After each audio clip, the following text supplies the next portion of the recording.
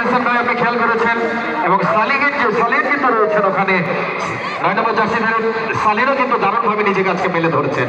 নিজেদের সর্বোচ্চটা কিন্তু আজকে ঢেলে সাজাবেন এই মাঠে, আমরা তেমনটি প্রত্যাশা করছি।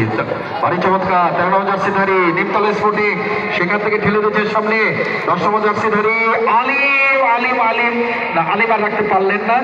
তার থেকে আরেকটি দল সাব্বির হাই স্কুল এবং একই সাথে জেলা রেফারি সমিতির অন্যতম সদস্য 3 নম্বর জার্সিধারী আশিকের মধ্যে রিসিভ ছিল না, কিন্তু তিনি বল পেয়েছেন। সালেহিন কাটানোর চেষ্টা, তাকে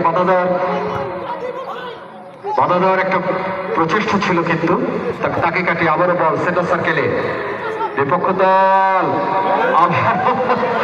আবারও 12 নম্বর জার্সিধারী দীপু চেয়েছিলেন ওখানে, কিন্তু সাব্বির তিনি পারলেন না, বল চলে গেল সাইড লাইনের বাইরে।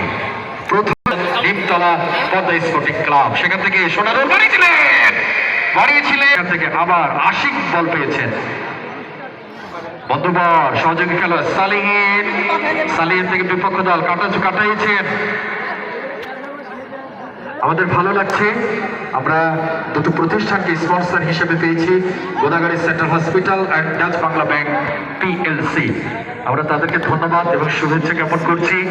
এই খেলা পরিচালনায় যারা আছেন তাদেরকে ধন্যবাদ। আবারও কাড়াকাড়ি রাখতে পারবেন কিনা, 1:1 ছুটছিলেন বলের পিছিয়ে, রাখতে পারলেন না, বল চলে সাইড লাইনের বাইরে।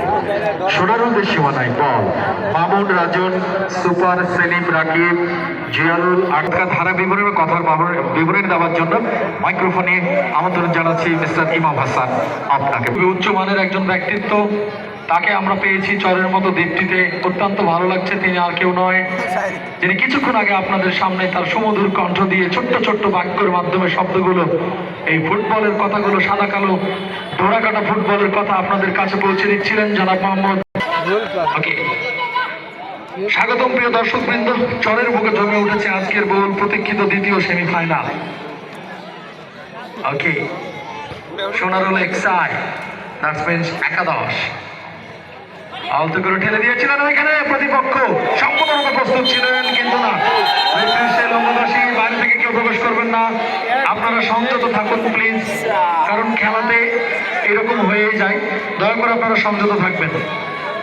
ধন্যবাদ আমাদের চৌকস রেফারি জনাব দক্ষতার সাথে পরে আজকে তারা এই পর্যায়ে আসতে পেরেছে। সুতরাং কোনো দলে কিন্তু কোনোভাবে কোনো অংশেই কম নয়। মুখোমুখি হয়েছেন সোনারুল একাদশ এবং নিমতলা পদ্মা ক্লাব। চমৎকার করে সুযোগ সৃষ্টি করে নিয়েছেন, শট করার জন্য যথেষ্ট সময় কিন্তু তাকে দেওয়া হয়নি। প্রতিপক্ষ দল, আমরা যাকে লাল চাদরে মুড়িয়ে রেখেছে, ওই নিমতলা পদ্মা একাদশ, তারাও কিন্তু কোনোভাবে ছাড় দিবে না। আমরা দেখছি লাল সাদার সমন্বয়ে সোনারুল একাদশ, কোন প্রতিপক্ষই কিন্তু সোহেল পানিপার বনাম বৌদান। Today we are witnessing a thrilling and highly anticipated semi-final clash between Sonarul Akadosh and Nimtola Podda Club. The atmosphere is absolutely